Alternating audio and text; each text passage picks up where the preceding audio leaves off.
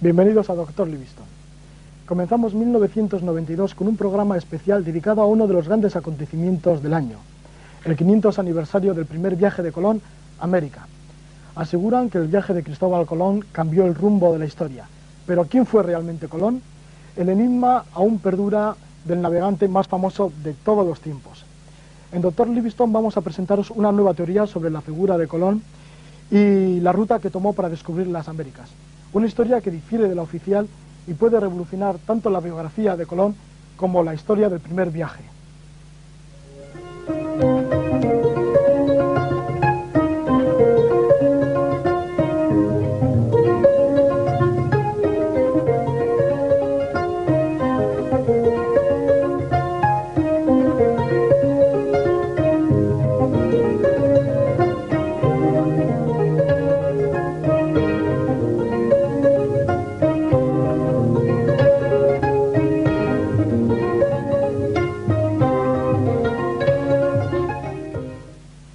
Hay una teoría sobre Colón que afirma que se apoderó de un mapa elaborado por un piloto al servicio de Portugal que luego se perdió en el océano.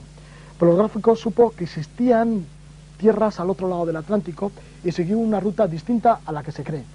El autor de esta investigación es el profesor de la Escuela Superior de la Marina Civil de Cádiz, Luis Miguel Coín Cuenca. Durante 16 años ha estudiado minuciosamente el primer viaje de Colón. Para demostrar en la práctica su teoría, construyó una réplica de la niña con la que repetiría la singladura americana.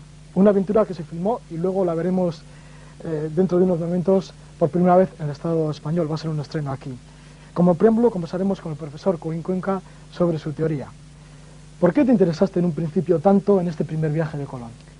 Pues porque como marino mercante, como andaluz y como español, siempre me interesó mucho todo lo relativo a la historia del descubrimiento de América. Y por consiguiente, cuando empecé a navegar, pues mi primera intención fue navegar hacia América y además siguiendo las rutas que siguió Colón en su primer viaje. Y comprobando a bordo, con el diario de Colón, los rumbos, las distancias, los vientos, comprobé que no coincidía con la realidad. Y por consiguiente ya empecé a investigar y cada vez vi que había más diferencia entre lo que aparece en ese diario y lo que era la realidad. ¿Y en qué pruebas se basa la teoría sobre la ruta que siguió Colón? Pues precisamente lo que es el diario de Colón, una vez que empiezo a estudiar el tema ya a fondo, veo que no es realmente un diario, sino que es una copia de otra copia del diario.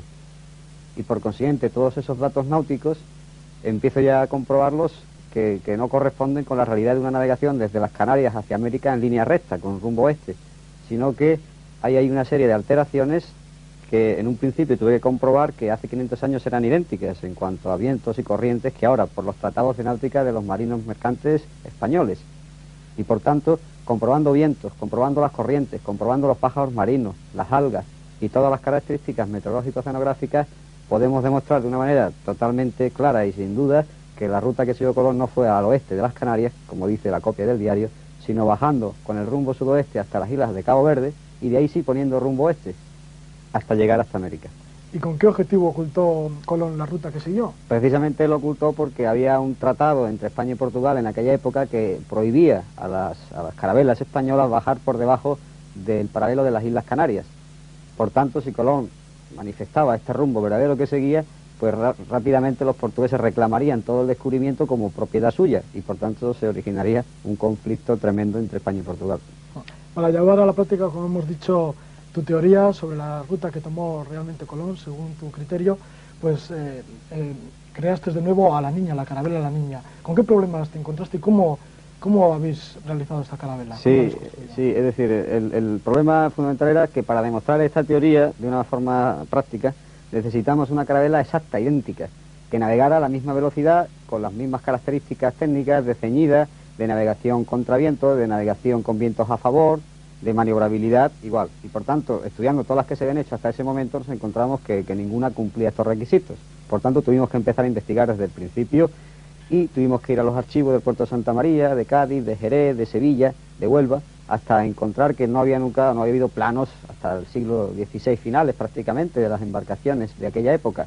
Y por tanto, estudiar esto era muy complicado, puesto que eran datos que aparecían en literatura, en historia, en tratados muy rudimentarios de náutica y por consiguiente era muy difícil el llegar a conseguir esos planos. Por tanto, en la investigación de protocolos notariales encontramos los datos de dimensiones, de características generales, y luego acudiendo a carpinteros de ribera de esta zona, que todavía afortunadamente quedaban, sobre todo en Barbate, el maestro de carpintería Sebastián Quirós, que era un auténtico experto en construcción de embarcaciones del tamaño de las carabelas, embarcaciones en torno a los 20-30 metros de longitud, y precisamente esta fue nuestra suerte, porque con él pudimos comprobar, pudimos hacer el interior. Yo puse la forma y él puso el contenido, y pudimos conseguir una auténtica carabela, que es la Niña, con la que pudimos hacer el viaje.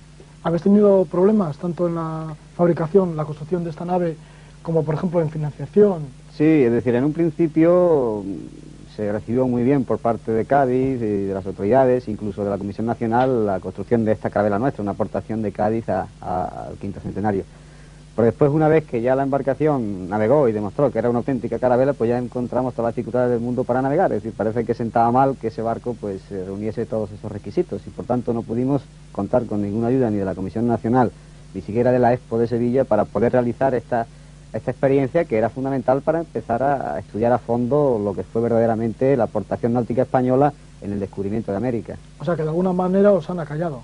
Se ha Sí, querido ocultar también no solo la ruta de Colón, sino también vuestro viaje. Exactamente, así es, esa ha sido la realidad. Pero gracias al interés mostrado por los británicos y sobre todo por los Estados Unidos de Norteamérica, pues conseguimos esa ayuda para hacer ese viaje, y también lógicamente a la Universidad de Cádiz, al Ayuntamiento de Cádiz y a la Diputación Provincial de Cádiz, que siempre apoyaron este proyecto hasta el final.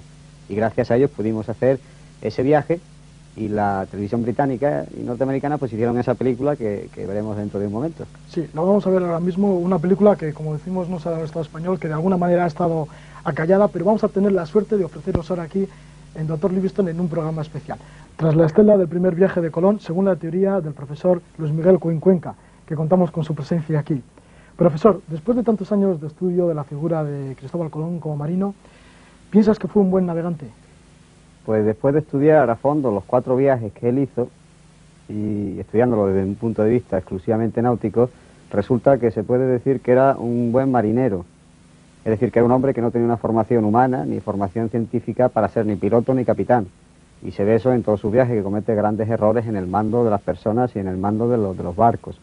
Pero demuestra tener un buen conocimiento de vientos, de corrientes, como corresponde a un marinero que tenía mucha experiencia, que había empezado a navegar desde muy pequeñito. ¿Cómo fue la navegación que no se ve en la película?